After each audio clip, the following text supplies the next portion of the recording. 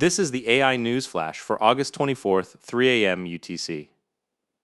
First up, Alibaba has raised 80 billion Hong Kong dollars, about 10.2 billion US dollars, through a share placement in Hong Kong. It is the largest primary follow-on offering ever by a Hong Kong-listed company and the third largest in the world this year, behind only Alphabet and Intel.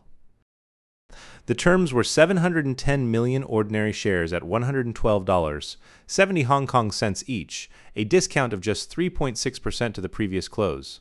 Demand was strong, including from sovereign wealth funds, and the company upsized the deal after it became oversubscribed. Morgan Stanley, HSBC, UBS, and China International Capital Corporation acted as joint bookrunners. What stands out is the use of proceeds, Alibaba says. 100% of the net proceeds will go into what it calls full-stack AI, covering semiconductors, computing infrastructure, and the development and deployment of AI models. No breakdown across those categories was given, because the deal was structured as an offshore transaction not registered under U.S. securities laws. American investors were not eligible to participate. Behind this is an accelerating payback clock. Alibaba says it has already spent nearly half of its 3-year capital expenditure program, and it has cut its expected payback period on AI investments from 3 years to 2.5. CEO Eddie Wu said the company needs sufficient computing capacity to capture future growth. Net profit fell 75% year over year in the second quarter as AI spending climbed, and the shares dropped 857% on the news.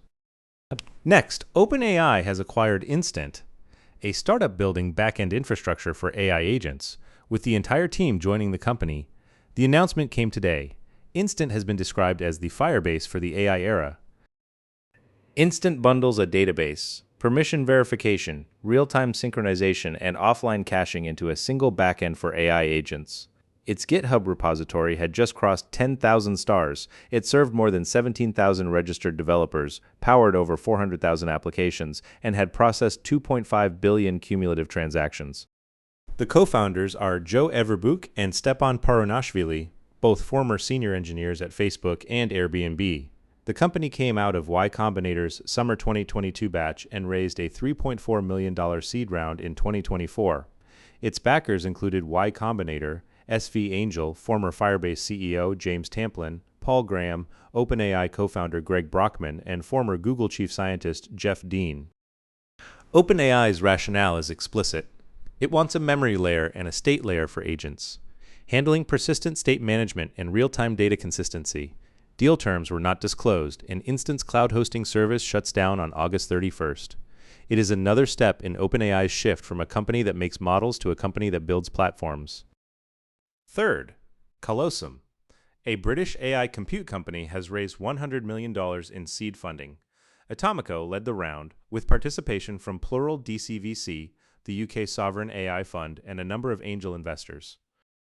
The company's pitch is what it calls heterogeneous intelligence.